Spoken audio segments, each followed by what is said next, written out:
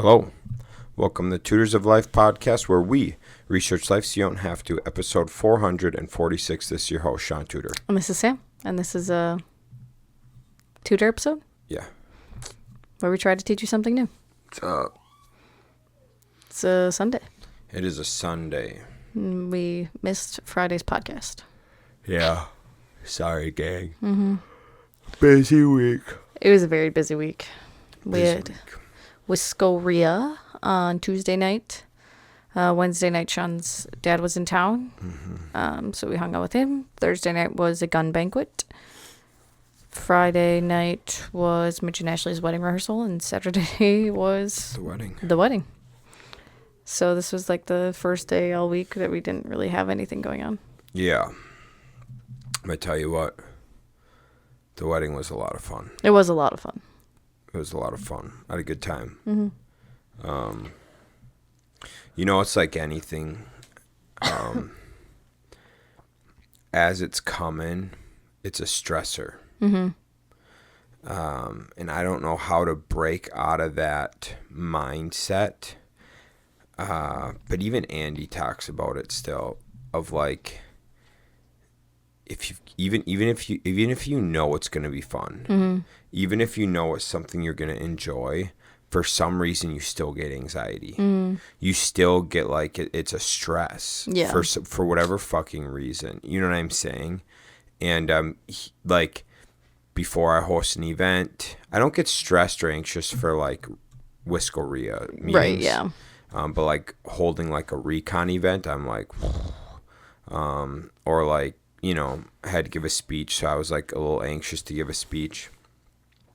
It's just stupid. Yeah.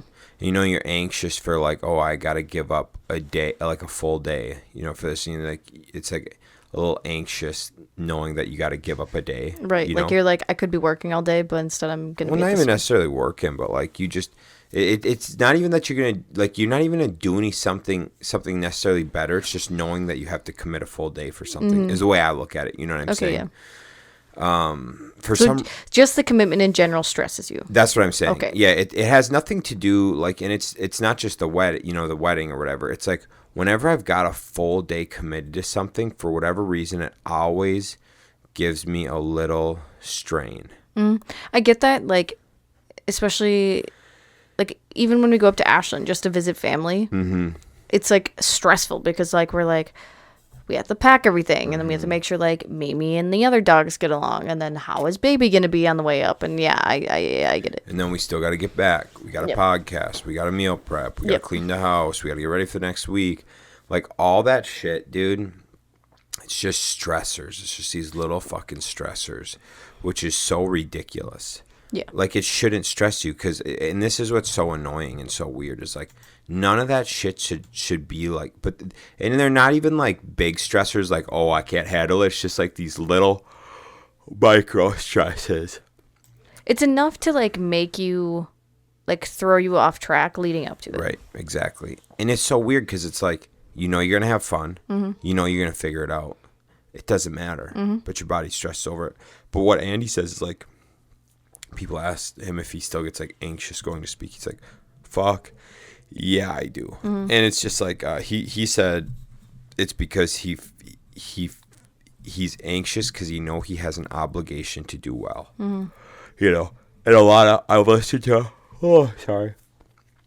so many like artists and stuff, like comedians or singers, and they all say they still get nervous to go up and perform, which is crazy. You're right. So dudes at the highest level, women and men at the highest levels are like getting stressed to go do their thing, even if they've done it 100 times. Right. That's insane. So weird, dude. Like I don't know what it is. I don't know how you can get over that. I wonder if it's like, through meditation or something. Probably. If you kind of break that. I would assume so. Cause stupid. It's like, it's good to be stressed. It's good to challenge yourself. And it's like, but stress increases your cortisol, which fucks up your hormones and stuff. And it's like, why does our body stress about shit that's not like doesn't need to be stressed about. Like Right. I don't even want to be stressed by it. And I have to tell myself, like, dude, this doesn't matter. What the fuck is wrong with you? Stop it. You know, what is that? I bet you meditation would help that. Probably. I don't know, it's just interesting to me. And then you do it, and it's just so much fun. Yeah. You And know you're what like, I'm why saying? was I stressing about this? Why did, and it's, yeah, whatever reason, dude, your body just and then it's over, and you're like, oh, it's over. It's so weird. Yeah, it is. But it's fun. It was a lot It's a lot of fun. of fun. I'm wrecked, though.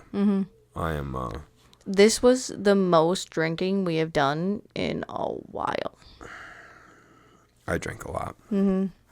Yeah, we had, For me, I drink a lot for me. I didn't drink a lot compared to the guys, but I drink a lot for me. Yeah. Well, and you got to think, like, we had a drink. Well, you had 2 on Tuesday night. Yep. Nothing on Wednesday. Right. We had a couple drinks on Thursday. Couple drinks on Friday. Couple drinks on Yeah. Saturday. So just, like, the compounding of it all, just bad. And then, plus, like, I know I can, like, feel my quality of sleep goes down so much when I drink. I didn't, like, dude. So much. Whenever I wake up in the morning after, and even if I only have one drink, I wake up the next day and I'm like Fuck. so tired. It's so, dude. The last 2 days getting up. Rough. Oh, dude. Oh, well, even though the last 3. Yeah, no, every day since we drank, Friday morning, Saturday morning, Sunday morning, is like, fuck, dude. It's good for you, dude. Drinking's good for you, is what I've come to learn. That was sarcasm. That's sarcasm. Yeah. So we had a lot of fun, and getting back at it today. Yeah, we are. Pulling it together. Bought some bumper plates for the gym today. Yeah. How are they? Are they nice? They're pretty nice. Yeah. You know, still in the box. Damn. So I took one and set out to like make sure they're good. I'm like, yo. So Yeah, cheap. yeah, it was like really cheap. Less than $1 a pound. Oh yeah, quite a bit less for bumper plates. Doesn't even make any sense. I think because people are not buying home gyms anymore. So, like, prices went up because people wanted home gyms because of, like, COVID shit. COVID. And then even after that, I think people wanted home gyms. But now it's like people are hurting for money. So they're just not buying things on Marketplace like they used to. Right. I'm trying to convince Cam and Gibby because they start their day at 6:30 at Gibby's house. I'm like, you guys should starting your day at 6:30 at the gym with me. And they're like, huh, we'll think about it. They're like, that'd be fun. And then they just haven't. No, I brought it up to him yesterday. Oh, nice. Yeah. It'd be fun. Be cool. Lift with the boys. Yeah, because it's right there. It's right there. They're 5 minutes away. Cool. Do we want to tutor for a little bit? Yeah. All right. Ready? Yep. Me too. 1 sec. You look like it. I'm ready. All right. Was it last week or 2 weeks ago we talked about? 2 weeks. 2 weeks ago we talked about financing a real estate deal. Today we're gonna run through how to market, how to get a property, right? All right. There's a number of different ways to market to get real estate deals. I'm gonna throw out a few of the most common, and it should get you an idea of how to get Where to start? where to start. I might get into how to get it under contract. I don't know yet. Okay. First thing, I would say the most common thing is called driving for dollars. I do this a lot still. So a couple different platforms you can use. You could just simply use Google property tax information for your county and an Excel spreadsheet. Okay. And Google Maps. Okay. Other option is using Onyx. Third option is using some sort of software. PropStream, Batch Leads, List Source, etc. Okay, list source you can't actually drive for dollars with, but prop stream, batch leads, and there's like 100 other ones. Okay, so what you're going to do is you're going to pick a neighborhood and you're going to start driving. As you're driving around, depending on what you're looking for, you're going to choose whatever is in your buy box.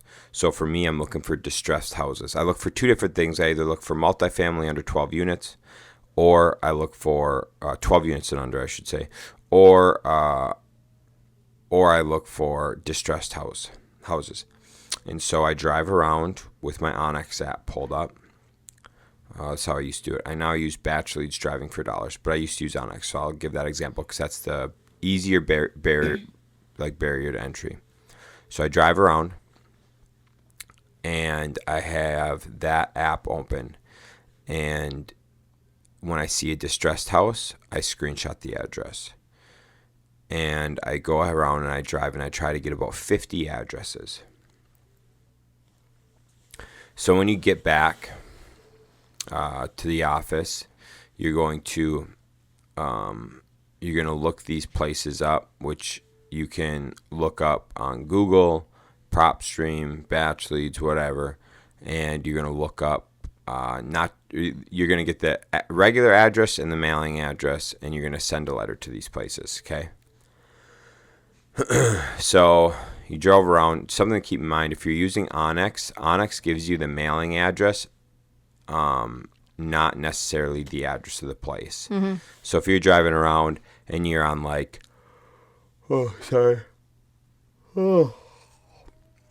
you're driving around, you're on MacArthur.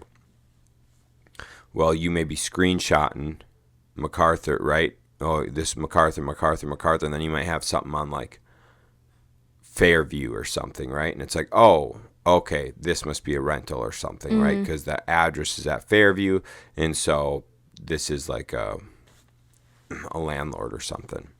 So then you're going to want to write down the actual address. So when you send the letter to Fairview, you're going, hey, I'm interested in such and such property on MacArthur, and are you interested in selling? So put together a little letter. I have a typed up letter with like a letterhead. We put in the address we're interested in and put it in an envelope, send it out. We do that for, 50 addresses a time or whatever. That's driving for dollars. Mm-hmm. Very simply, drive around, find the houses in your buy box, have a letter written out, put the address on, sign it, whatever, put a card in it, put a mint in it, whatever you want to do, send it out. So if you want to keep going on that same train, we could then skip trace. Okay? Mm-hmm. So if you skip trace something, you are essentially getting the information of it. So skip tracing is getting like the phone number, the email, whatever. And so that way you can use more tools than just sending a letter. Mm-hmm. Okay. And so I like to skip trace pretty much all the addresses we get. So then that way we can also text, make phone calls, and if necessary, send an email. You can get some skip tracing services that'll even give you like family members and family members' contacts, etc. So skip tracing is very good to use so that you're able to cold call people as well. Now, we've got driving for dollars. Another option is to just pick an area and make a list. Okay? Yep. So this is very common on ListSource. You can like draw a circle around an area you want to send mailers to, or like skip trace to make phone calls. You can do it by zip code, neighborhood, building type, high equity, absent land or absent owner. Like you can choose really any sort of filter you want, and you can make a list based on that. Now then you've got your list, you can skip trace it, like I said, get that info, and then you can mark it by cold calling, emailing, sending text messages, what have you. So that's another option. Pull a list. Do that. Another viable option is like marketing. Having billboards. You could have billboards, radio commercials, bandit signs. You can walk door to door and hang flyers. Mm-hmm. You can walk door to door and door knock houses. Yeah. You have all those options at your disposal. Another good one, a good one could be, or is, like people will post houses for sale on Facebook. Message people on Facebook. See if you can negotiate a deal on there. Mm-hmm. MLS is a good option. If something's been sitting for over 30 days, maybe it's sitting 60, 90 days, start lowball offering them. Mm-hmm. Maybe they need to get it. I actually just heard of a house that went for a really big discount on the market after it sat 90 days. And I was like, There's so many times I tell Shaun, let's just put in a really low offer. And he's like, nah. When? The house past Princeton on the 11 acres. Well, that's dumb. That was at the height of the market. Yeah, but it still went for way cheaper than it was listed. No, it didn't. Yeah. 50,000 less. It started at like 700. Well, yeah. But yeah, put in low offers. People, the worst they can do is say no. Right. So, low offers are good. MLS is good. This isn't, I don't know if this is legal. It might be legal. I don't know. Soliciting, it might be. I don't fucking know. If someone's got a property up, like you can tell it's someone's listing something on like Facebook, and you can tell it's a landlord listing a property for rent. Mm-hmm. With like shitty pictures, you could be like, want to sell. Yeah. I don't know if that's legal or not. Pretty sure it's not, but it doesn't seem like anyone cares. So I feel like so many people do it. Yeah. So anyways, it's another option. Yeah. Because there's also like the do not call list. Yeah. And from what we heard, like people call people on that list all the time. Sure. So yeah, that's true too. Mm-hmm. So what else we got? So I feel like that's your kind of your big main wholesalers ones. Oh yeah, wholesalers are huge. Yeah, I mean just networking in general, like finding connections. Wholesalers, if you don't know, like their main job is pretty much the middleman. So they find the deal and then they find the buyer. Yep. And they kind of broker their deal in the middle. Getting like a network of real estate agents is also really good. Mm-hmm. Because not all real estate agents flip or do rentals or whatever. So definitely find those ones because they will send you good deals. There are some real estate agents that do invest and flip and that you can reach out to, but obviously if it's probably going to be a screaming deal, they'll probably keep it for themselves. Not saying don't find those people, but I'm just saying. So yeah, it's real estate agents is another good network connection. Joining just a real estate group in general. Yeah. Because someone may have a property that maybe they can't afford it at the time. And they're like, anybody interested in this? Yep. Yeah, there's a lot of good options like that. Yeah, definitely just expand your network in the real estate realm in any way, shape, or form. Get a bigger network, word of mouth. Word of mouth is huge for getting real estate. Ooh, one that like I wouldn't have expected. One of our friends does junk removal, and he like gets like a lot of offers to buy people's houses all the time. Because most of the time, I'm guessing he's removing junk from someone that's deceased, and they're just like, want to buy this house? Yeah.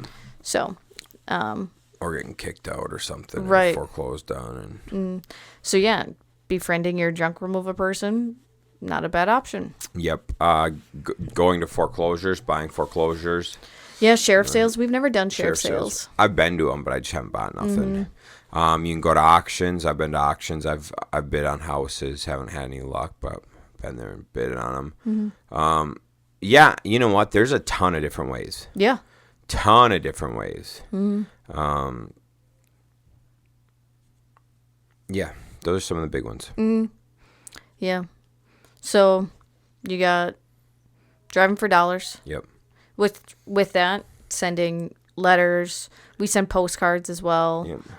We do phone calls, texts. We don't do emails. Posting on social media is another good way. Absolutely. Yep, your name brand. So with that, then like having the bandit signs, doing the door hangers, passing out flyers, whatever. And then networking is just so good. Networking's huge, dude. So big. That's most of our deals is word of mouth. So if you grow a good network, then you should be able to get a lot of deals, or at least a good start. Absolutely. Yeah, most of our stuff is word of mouth network. So, referrals, past referrals, shit like that. One main thing, like if someone calls you, so we can kind of move into getting a deal. One main thing I suggest is just being friendly. You don't have to get right to the point of like why you reached out to them. One guy that we know who's just the best at it just has a conversation with them. They're just like, how's your day going? What's going on in your life? Because a lot of times people just want to talk. And then like after 15 minutes, you can be like, so yeah, I was like, what about your house? Plan on living there for, you can just slowly work into it. Yeah, it's pretty good. Yeah, and the big thing with that is like finding pain points. If someone is interested in selling, like willing to have a convo with you, find their pain points, if they have them or not. Sorry. So like, we're working with someone right now, and their parents just passed away. They're looking for like closure. So they want the property gone for closure. They don't want to give it away, of course, because they got to split it between a few family members and whatever. But they're looking for closure, and they're even capable of like flipping it. They've like redone their houses and stuff, so they're capable of doing it. They have the finance to do it. They're like, we will if we have to, but we'd rather just button it up and the whole family have closure. So that, you just got to find what people's pain point is. We got a house, I don't remember when we got it. There was a certain house we got, and we got it strictly because we said, hey, leave your belongings, we'll clean it out for you. Multiple houses we've gotten that way. And they're just like, what? And I'm like, yeah, like, we'll clean it out. We can give you this much and you can leave anything behind. They're like, oh my God, yes. So yeah, there's like perks to that too, right? So find a pain point when you talk to them. If you go have a meeting with them, make sure you got an hour set aside. At least an hour. Shaun sometimes has been gone for an hour and a half, 2 hours, because I've been gone for like 3 hours before. Yeah. He'll meet up with people, and once again, they just want to sit and chat. They just want to tell people their story, their life, their problems, everything. So, like, a couple times, Shaun will have beers with potential sellers or clients and stuff, and it's really helped, honestly. Yeah, no, another thing is nurture relationships, right? So, like, I've got an investor that I've bought from in the past, and I sit down with them once a year and have coffee or a beer and shoot the shit, see how they're doing, and they're like, they tell me right out that like they'll keep selling me they'll keep selling me their stuff as they liquidate. And so, I text them every 6 months, and I go out to eat or drink with them every year, and I just keep doing that to just keep that relationship alive. So yeah, it's good. It's good to do that kind of stuff. So Yeah. all right, so now you've marketed, you've gotten someone to talk to you, and now you go in for a walkthrough or a showing. Yeah. This part is where it gets a little tricky, and we've kind of gotten into this a little bit. I do a presentation a couple times a year on like flipping and burring, and I break down like rehab budget and how to like calculate what you should be buying stuff for. That'll be saved for a different podcast, but essentially what you got to do is you got to figure out what you want for your profit. You got to factor in realtor costs. You got to factor in holding costs, staging, cleaning, your rehab, and you got to factor all that in to the purchase price to give you your max allowable offer. And so a quick, easy example is this. Something's going to sell, all said and done, for $200,000. Okay. You got to figure 20% for your profit. So so you got 200,000. Figure 20% for your profit. So that's $40,000, I think, right?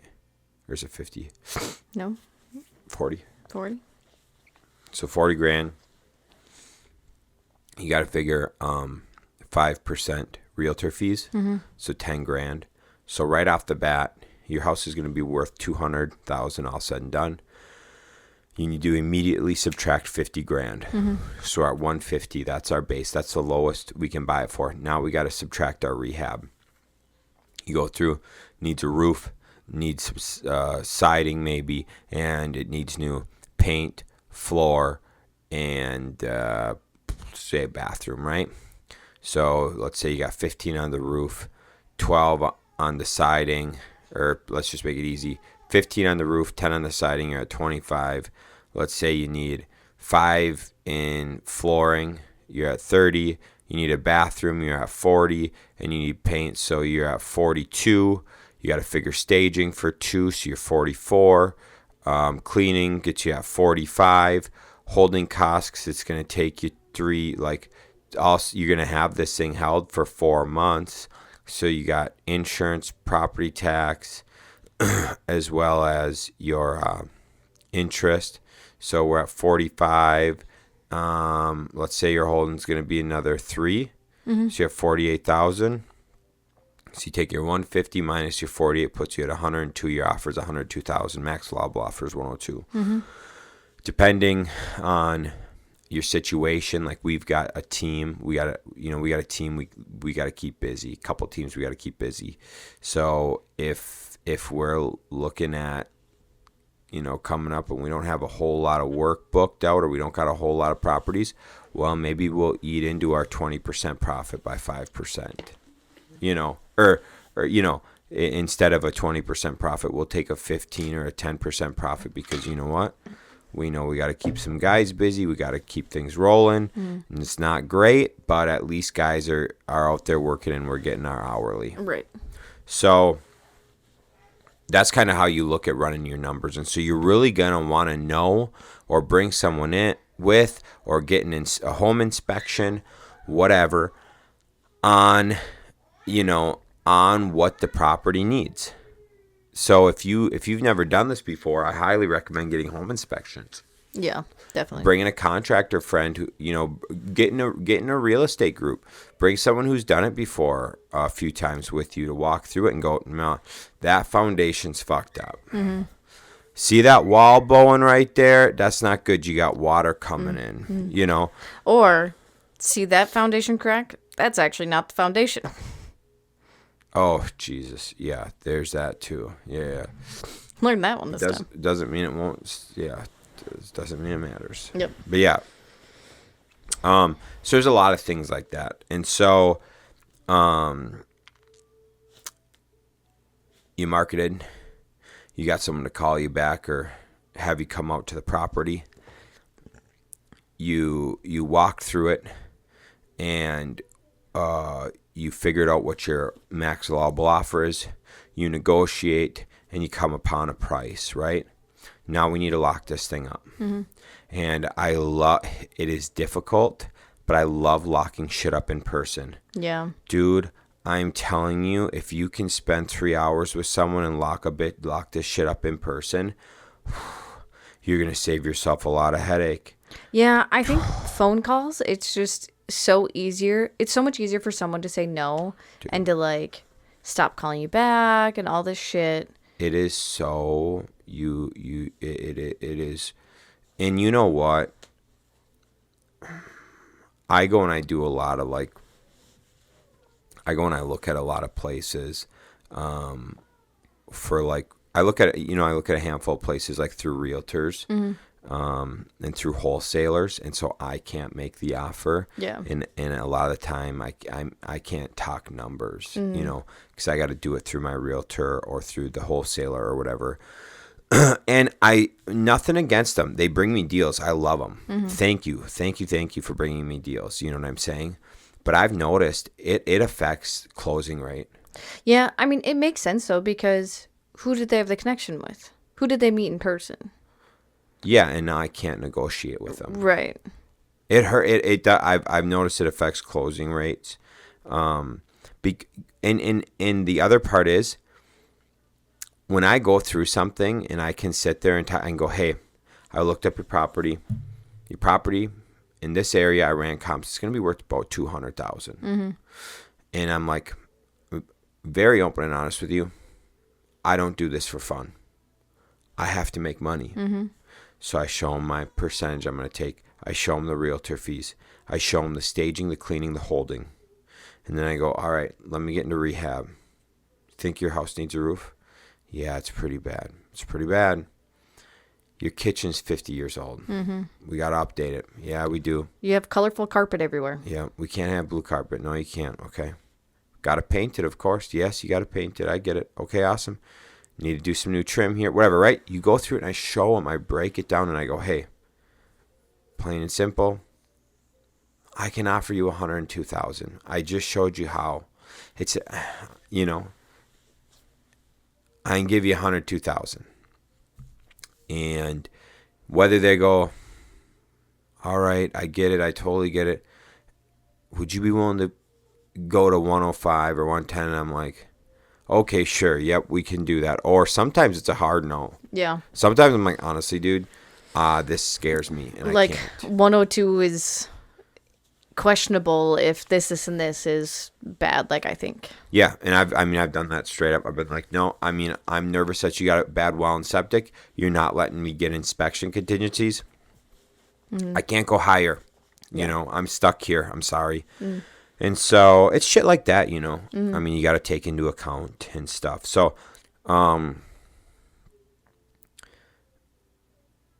being candid, honest, showing them how you're doing stuff, showing them how you're coming up with your numbers. Worst case, when you do it in person like that, I've done it where they're like, are you serious? I'm like, this is current market value for getting construction work done, not through a big company, through calling like the smaller companies. So I'm like, if you want, you're more than welcome to call other places, see if these quotes are real, whatever. And I've never had anyone be like, swear me out of there face to face. I've had them be like, that's ridiculous. Like, this is bullshit. I'm like, yeah, I get it. I'm just here to tell you, like, this is what, and I've never been somewhere where we've gotten like ran off, like being yelled at. They always come around like, we get it, whatever. We're not happy. We're not taking it, whatever. And I'm like, okay, got it. Thank you. Have a good day. But most of the time when you do that and you present it to them, they're like, that sucks. Makes sense. And then you actually have a conversation around it. So yeah, if you can do stuff in person, it's great. So then come up on your price. Let's lock this bitch up. WB11 if you're in Wisconsin. WB11 if you're in Wisconsin. You also bring condition reports with you so that you can fill out a condition report right there. Because do you have to do that for the title company? Yeah. Yeah. Okay. Fill it all out. Get your WB11's your offer to purchase. get an offer to purchase, get that bitch executed, have them fill out the condition report, get the condition of the property, and then bam, you can submit it to title, insurance, financing, utilities, off to the races. And here's why we talked about financing first before we talked about finding a deal. A lot of these people will want to sell quickly. So like one reason we do get some of the properties as well is for the fact of like, we're like, we can close in 15 days, right? 20 days, 30 days, whatever. Because some people just need the money now. Right. Especially if it's like a foreclosure kind of thing, like they need obviously it to just close now. Exactly. So if you already have your financing lined up and know how much you can like spend, and just having that ready, it's gonna be so much better if you happen to run into one of those scenarios where you need money now. Exactly. You're absolutely right. So, that's that. That's how to market. That's how to get a deal locked up. And we can go in depth later on like the next steps at some other time. But yeah, pretty short, simple. There's a lot of different ways to market to get a house. If you can negotiate in person, it's always better. And make sure you know your numbers. Yeah, and be empathetic to people. Like, obviously don't try to like give them a higher number because you feel bad, but like just be like, I'm really sorry, but like these are the reasons why your house is not in good shape and not going to sell for more, and just be like honest and very empathetic. So many people are going through hard times right now. Or if it's obviously someone that like a family member passed, like it's going to be a hard thing for them no matter what. So just try and make it the easiest process as you can for them. Yep. That's all you can do. I mean, yeah, I looked at a property today. Guy's parents passed away. So I'm like, dude, chat with him about his folks, and, say your sorries and stuff and wish them the best. And just, show empathy for their situation because, it's a kid having to deal with selling their parents, their dead parents' house. So. And you never know, like, if that's a house that they grew up in. Right. When you chat with them, you find out it is, or whatever. Like, yeah, we were here, been here. This is the only house I've ever known. Yeah. Dealt with 2 of those in the last week. Yeah. A lot more deals going on right now. Well, I mean, there's kind of a big older population happening right now. Oh. Nothing's selling, dude. Nothing's selling. Jesus, shit's not selling. We'll go off on a little talk for a little bit. We're not even getting fucking offers. Yeah, dude. I was telling Shaun today, I was like, one, obviously we know the market slows down at this time of year no matter what. But like they keep talking about how Claire's like a housing shortage. We have a housing shortage, blah, blah, blah, blah, blah. Bullshit. They're almost, well, probably in the Chippewa Valley, actually, because in the Chippewa Valley, there's got to be 300 for sale. 300 homes for sale. A lot of them been sitting. A lot of them are empty. So you're telling me we have a housing shortage? No. And a lot of them aren't stupid priced. We've looked at a bunch of them, and it's like, 25% stupid. 25% you look at and you go kill yourself. You're an idiot. Yep. That's, of course you have that. They're still at 2022 prices. Exactly. Yeah. I'm like, okay, well, you're just being stupid. But there's a lot of them where it's like, wow, like we've looked, I don't know how many we've looked at and we're like, why are we considering buying this? It's like, should we think about buying this for both personal and investment? We're like, why the fuck are we considering buying this? Yeah. Like multiple times we've seen deals like that on the MLS where it's like, this ain't dumb. We've actually bought a couple things off the MLS this year. Yeah. There's been a couple like houses that I've been like, Shaun, maybe we should just go look at this and lowball. Because they just. At this point, dude, I'm just cool with it. I don't care anymore. I'll work on that. I don't know. Now that I'm hearing some folks, I'm like, whatever. Maybe this is where world turns to. Yeah. But here's the issue, dude. You always got to keep this in mind. It's not selling for a reason. So if we think we're going in and we're lowballing and shit's going to be great and we can get out of it if we need to, you might not be able to. Yeah. You know? If it's a personal one, like, we'd probably do an inspection and stuff. Sure, but even then, I'm just saying, like, not what I'm saying, but getting out of it, what I mean is, like, Oh, like selling it Yeah. after the fact. Oh, okay. yeah. So, I mean, like, I'll give an example. We bought a house downtown. Pretty good house, pretty good bones overall. But, like, we bought it and we're like, some of the mechanicals, it's not that there's anything wrong with it. It's just old, you know? And I'm like, oh, like, I bought this property to keep it, but now that I have it, I'm like, I kind of want to get rid of it because I could see this being a maintenance hog. Yeah. You know what I'm saying? Like, there's nothing inherently wrong with the building. It's just I've owned buildings similar, and after we've had it a few months, I'm like, this thing might be an issue. Yeah. You know? And so it's properties like that where it's like, say you go in and you lowball, you know, say it's listed for 300 and you go in and you lowball and you're like, and you get it for like 240 and you're like, fuck yeah, cool, man. I'm just going to rent this bitch or whatever. It's like, ooh, well, things aren't going well. It's a maintenance hog, whatever. You can't just go ahead and sell that for 280. You might be like, oh, well, fuck, I actually bought it for 240. Well, I could get 250. Oh, my realtor fees are 15 grand. I had holding costs. Oh, now you just lost 10 grand. Yeah. You know? So it's just shit like that to think about. You know, it's, and I mean, it's not saying that we shouldn't, you know, do it. I'm just saying sometimes it's something to think about of like, oh, you think you're getting a really good deal?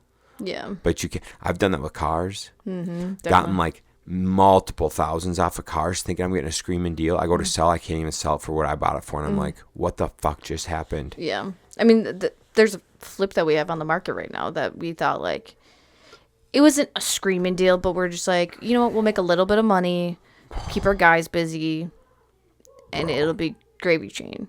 And we were being conservative with numbers. We weren't even like, we're like, oh, it should pretty easy, like, conservatively based on comps, it should sell for this. Nope. No. Yeah. So, I mean, it's just a weird time right now. Yeah. And I think, too, like, the holidays are coming up.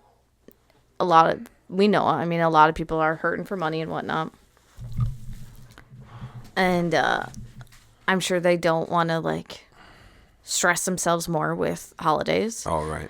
And I'm guessing everyone's hoping that there's going to be a interest rate decrease in the next 3 months. Yep.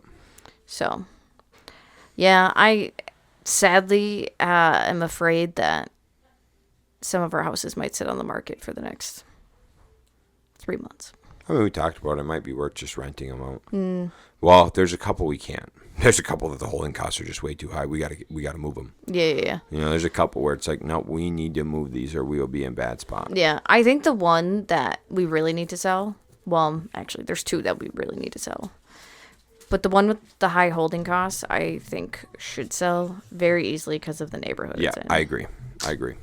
Cool. All right, babe, let's wrap this up. Okay. Thank you for tuning in. Hope you enjoyed it. Hope you learned something.